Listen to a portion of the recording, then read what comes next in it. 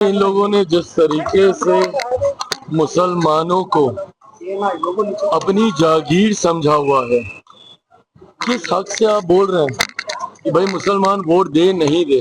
लोकतंत्र में किस तरीके की सोच को बढ़ावा देने का कार्य ओवैसी साहब कर रहे हैं, सिर्फ इसीलिए कि आपकी जीत नहीं होती, सिर्फ इसीलिए कि अगर आपके विधायक जीत के भी आते हैं तो वो आपका साथ छोड़ देते हैं। 15 सालों में जब राजद का शासन था, देश में जब लंबे समय तक कांग्रेस की सरकार थी, मुसलमानों ने अगर ये जवाबदेही तय की होती तो संभवतः आज इनके हालात ऐसे नहीं होते। हम लोग बिना जात पात धर्म मजहब में कोई मतभेद रखे हुए, बिना किसी भेद के योजना का लाभ समाज के हर एक वर्ग को देने का हम लोग काम कर रहे हैं। तो ऐसे में किस मुंह से आके ओवैसी साहब बोल रहे हैं कि भैया मत दो वोट, क्या मिल जाएगा अगर वोट नहीं देंगे तो। देखिए, इन लोगों ने जिस तरीके से मुसलमानों को अपनी जागीर समझा हुआ है, किस हक से आप बोल रहे हैं कि भाई मुसलमान वोट दे नहीं दे। ये एक व्यक्ति का अपना स्वतंत्र अधिकार है और आप मताधिकार के लिए आप मना कर रहे हैं।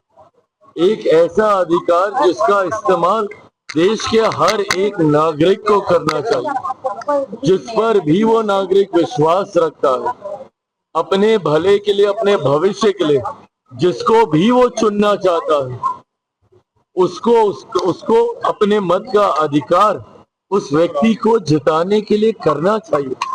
लोकतंत्र में किस तरीके की सोच को बढ़ावा देने का कार्य ओवैसी साहब कर रहे हैं, सिर्फ इसीलिए कि आपकी जीत नहीं होती, सिर्फ इसीलिए कि अगर आपके विधायक जीत के भी आते हैं तो वो आपका साथ छोड़ देते हैं। इस डर से आप मुसलमानों के बीच में कब तक भय की राजनीति करेंगे।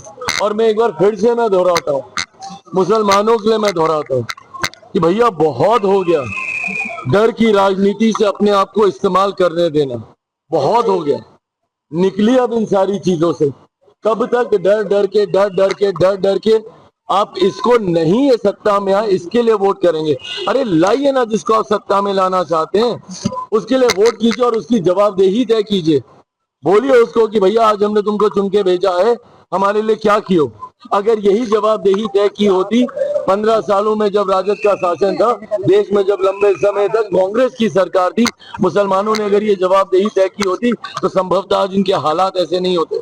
सच्चर कमेटी की रिपोर्ट ये जानकारी नहीं देती कि भैया मुसलमानों के हालातों की क्या हालत है।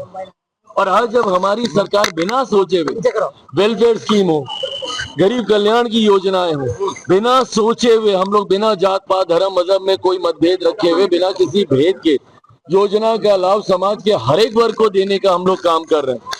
तो ऐसे में किस मुंह से आके ओवैसी साहब बोल रहे हैं कि भैया मत दो वोट, क्या मिल जाएगा अगर वोट नहीं देंगे तो। आज की तारीख में कौन सी ऐसी योजना है जिसका लाभ मुसलमान परिवारों को नहीं मिल रहा? घर से लेके राशन तक, महिलाओं के लिए जितनी योजना है, क्या उसमें किसी तरीके का भेदभाव किया गया? सिर्फ धर्म के नाम पर बांटने की राजनीति ने हमारे प्रदेश को बर्बाद करके रखा हुआ। और ऐसे नेताओं को सोचना चाहिए कि आप हमारे देश को, हमारे प्रदेश को किस कगार पर लेकर जाना चाह रहे हैं। यहाँ सब एकजुटता की बात कर रहे हैं। मेरी सरकार, हमारी सरकार का मंत्र है सबका साथ, सबका विकास, सबका विश्वास, सबका प्रयास। मैं खुद बात करता हूँ भैया बिहार फर्स्ट, बिहारी फर्स्ट की, तो ये लोग मुसलमान को बांटेंगे जात और